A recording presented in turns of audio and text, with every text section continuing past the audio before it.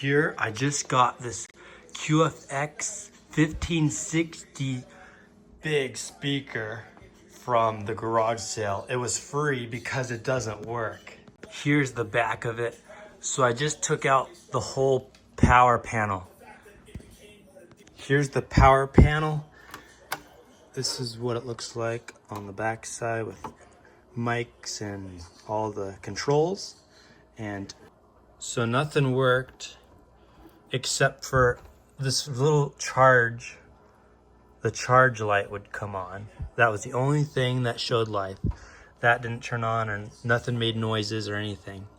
So then I looked at this circuit board, and look at that capacitor right there. Wow, it's just completely exploded. And then there's this one that's kind of halfway exploded, and another one as well, but look at this one right here.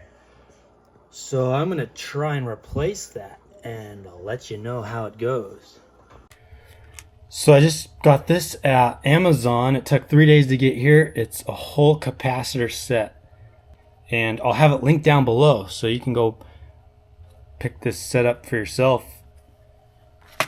And I taped the capacitor I need because the one that was in it exploded, and this was at the bottom of the speaker. It's a 220 16 volt, and that's what this is right there. So this is my first time ever trying to solder in my life. So I'll show you. So right there's the capacitor that exploded, and we're gonna see what happens if we try to take it off.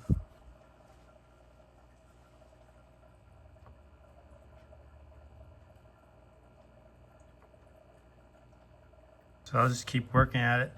I'll see if I can get it eventually. I finally got it out. So there's what's left. So this popped off, and then this was what I saw. And then it fell apart when I took it out. But yeah, it was harder to get out than I thought. Maybe my solder iron doesn't work as good as it's supposed, as the right one. But so there it is. You can see the 2 holes right there. So now I'll get a replacement and stick it in there. So here you can see the new one's actually bigger than the original, but they say the same numbers. So it's gotta work, right? As you can see, the green side, I'm pretty sure, I'm almost 100% sure that's positive, and the little lines is negative. And if you look on the capacitor, there's the negative side, has the short metal, and then the other side's positive with the longer piece of wire. So yep, that's how we're gonna do it. So I think I got it in there.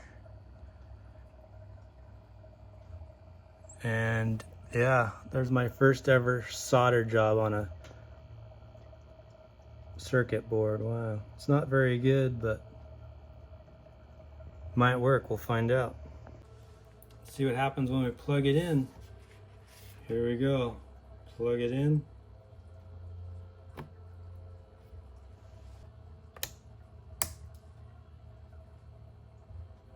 Still nothing. There should be a bunch of modes right here, but still nothing. Bummer.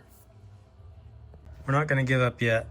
You can see this one right here. It's blown as well. You can see the top came off, and yep, we'll replace that one next and see what happens.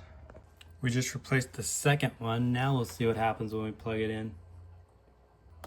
Still nothing. Bummer. So we replaced that one. Now there's a third one to replace. It's right there. It's slightly blown. So we're gonna replace that, and then we'll test it for the third time. We just replaced the last one, so here's take 3. Still nothing. Bummer.